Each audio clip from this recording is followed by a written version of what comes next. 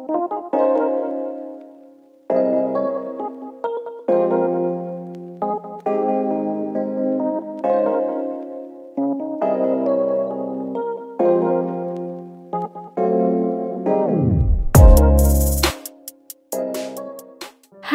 assalamualaikum anak-anak hebat. Jumpa lagi di channel YouTube Alame. Pada pertemuan kali ini, Ibu akan membahas mengenai bumi dan satelitnya. Bagaimana materi dan penjelasannya? Yuk kita simak bareng-bareng videonya. Yang pertama yang akan kita bahas yaitu mengenai pergerakan bumi dalam tata surya. Anak-anak hebat, waktu yang digunakan planet untuk mengitari matahari disebut periode tahun. Sedangkan waktu yang digunakan planet untuk berputar pada sumbunya disebut periode hari. Berdasarkan jarak antara planet dengan matahari, menyebabkan panjang satu tahun tiap planet itu berbeda-beda. Nah, demikian juga dengan panjang satu hari di tiap planet. Ini dipengaruhi salah satunya oleh ukuran planet tersebut.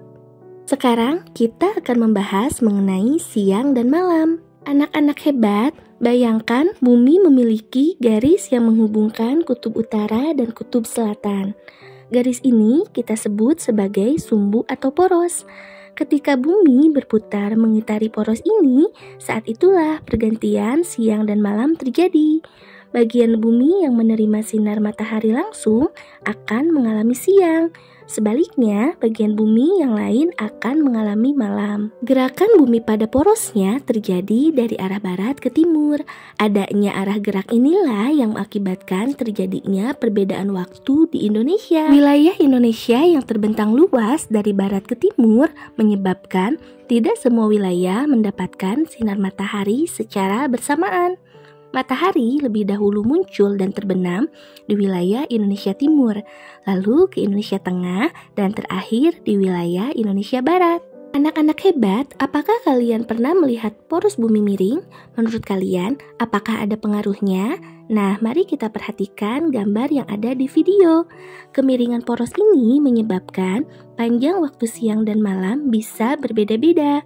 Hal ini terutama akan terasa di negara-negara bagian utara dan selatan. Ada kalanya mereka mengalami siang yang sangat panjang pada musim panas tiba dan malam yang sangat pendek. Di lain waktu saat musim dingin, siang lebih pendek dan malam lebih panjang. Di negara khatulistiwa seperti Indonesia, hal ini tidak terlalu kita rasakan.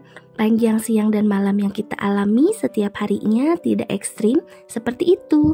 Perbedaan biasanya terjadi sekitar 1-3 menit saja. Selanjutnya kita akan belajar mengenai pergantian tahun. Anak-anak hebat, bumi mengelilingi matahari secara penuh selama 1 tahun. Garis edar yang ditempuh bumi dalam perjalanan itu disebut sebagai orbit. Sambil bergerak mengelilingi matahari di orbitnya, bumi juga berputar di porosnya. Nah, gambaran aktivitas gerak bumi ini dapat kita amati pada gambar yang ada di video di bawah ini. Bumi menyelesaikan putarannya dalam waktu 365,25 hari.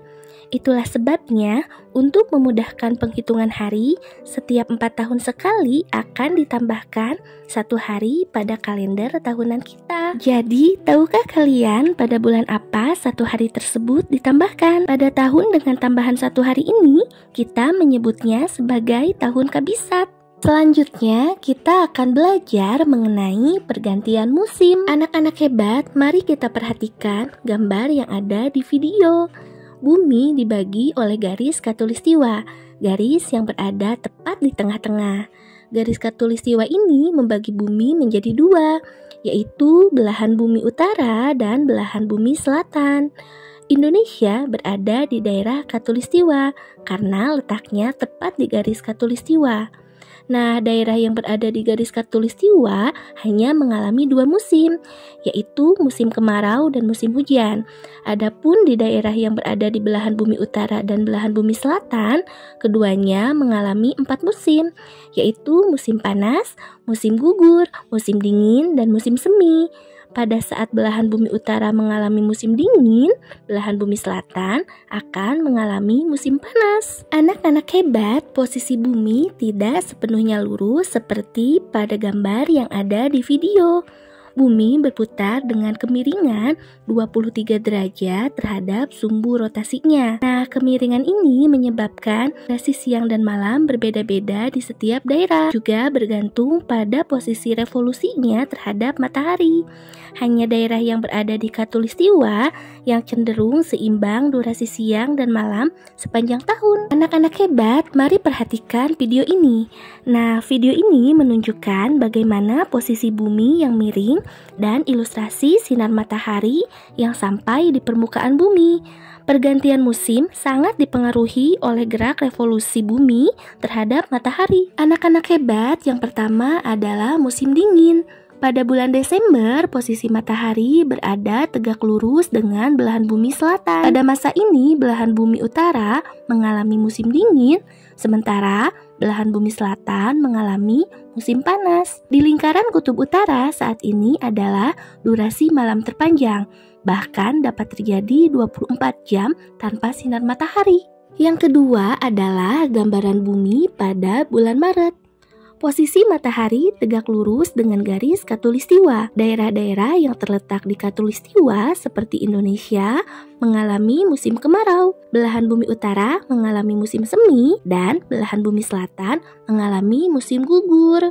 Yang ketiga, gambaran bumi pada bulan Juni. Posisi matahari berada tegak lurus dengan belahan bumi utara. Hal ini menyebabkan belahan bumi utara mengalami musim panas, sedangkan belahan bumi selatan mengalami musim dingin. Lihatlah video ini, daerah kutub selatan sama sekali tidak menerima sinar matahari, sehingga 24 jam akan terasa seperti malam hari. Yang terakhir adalah posisi bumi pada bulan September. Posisi matahari kembali tegak lurus terhadap garis khatulistiwa. Daerah di khatulistiwa mengalami musim hujan, adapun belahan bumi utara mengalami musim gugur dan belahan bumi selatan mengalami musim semi. Alhamdulillahirrabbilalamin, penjelasan mengenai bumi dan satelitnya bagian A, yaitu pergerakan bumi dalam sistem tata surya, sudah selesai Ibu jelaskan.